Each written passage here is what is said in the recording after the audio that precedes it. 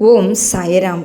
எனதருமை பிள்ளையே, உன் வாழ்க்கையில் தற்போது நடந்து கொண்டிருக்கும் பிரச்சனை எதுவாக வேண்டுமானாலும் இருந்துவிட்டு போகட்டும். முதலில் அதனை தள்ளிவை. பின்பு நிதானமாக யோசி.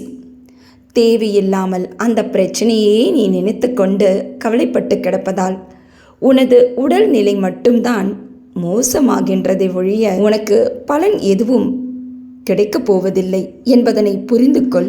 எல்லாம் நீ நினைத்தது போல் நிச்சயமாக சுபமாக முடியும்.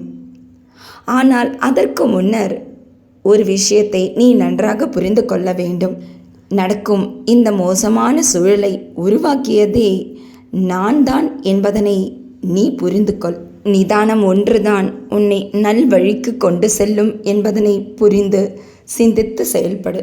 தேவையில்லாமல் நடக்கும் சூழலை கண்டு உன் மனதை பதைப்பதைப்போடு வைத்து கொள்ளாதே.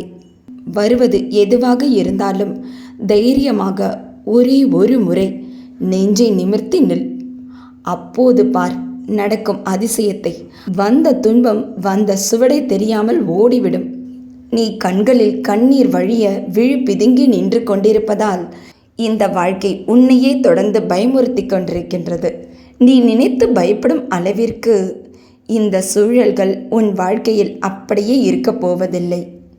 இந்த ஒரு மோசமான சூழலில்தான் உனக்கு யாராவது ஓடோடி வந்து உதவி செய்ய மாட்டார்களா என்று நினைக்க தோன்றுகின்றது அல்லவா?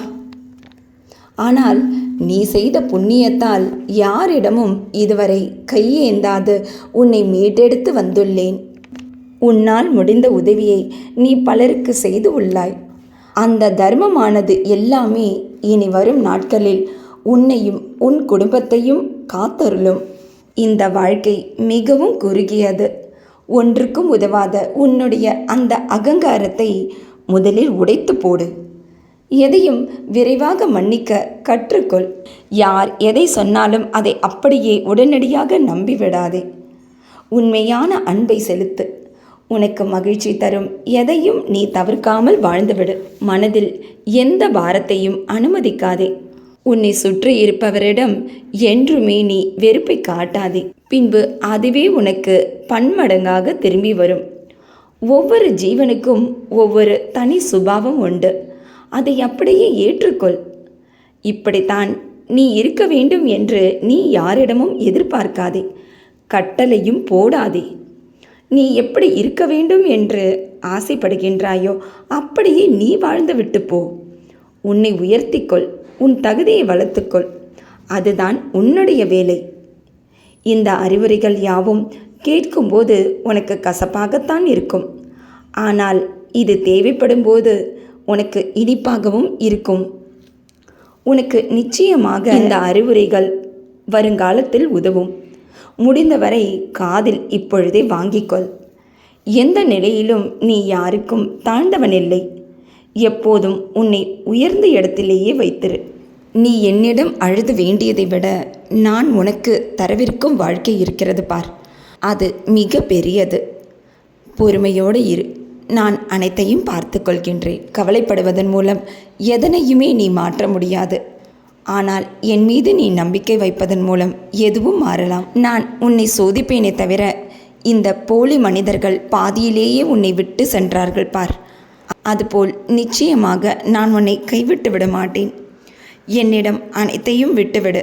நிம்மதியாக நீ இரு. உன் கஷ்டங்களை தீர்க்க நான் உன் வீடு தேடியே வந்துவிட்டேன்.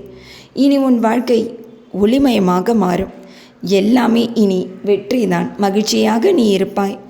ஒவ்வொரு சந்தர்ப்பத்திலும் நீ கடவுளால் ஆசிர்வதிக்கப்பட்ட பிள்ளை என்பதனை மட்டும் என்றுமே நீ மறந்துவிடாதே.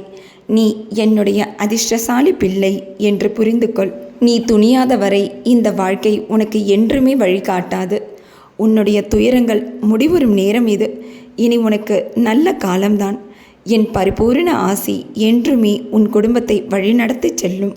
அதனால் கலக்கம் ஏதும் வேண்டாம். உன்னுடைய உடல், மனம், பணம் ரீதியான உன் அனைத்து கஷ்டங்களும் இன்றிலிருந்து நீங்கும். இனி சகல சௌபாகியமும் நீ பெற்று சிறப்பாக வாழ்வாய். உனக்கு எது நல்லது என்று உன்னை விட எனக்கு நன்றாகவே தெரியும். நீ வேண்டாம் என்றாலும் உனக்கு நல்லதென்றால் நான் அதை நிச்சயமாக தந்தே தீருவேன். இன்று இரவுக்குள் உன் வாழ்க்கையில் பல மாற்றங்கள் நிகழப்போகின்றது. அது உன் வாழ்வின் முன்னேற்றத்திற்கான திருப்பு முனையாக அமையப் போகின்றது. இன்று முதல் உன் வாழ்வினில் அன்பும் சிரிப்பும் மிகுதியாக இருக்கட்டும். நீயும் உன் குடும்பமும் சந்தோஷமாக வாழ்வீர்களாக. இன்றும் என்றும் என்றென்றும் உன் சாயப்பா உன் அருகினில். வாழ்க வையகம், வாழ்க வளமுடன். ஜெய் சாய்ராம்.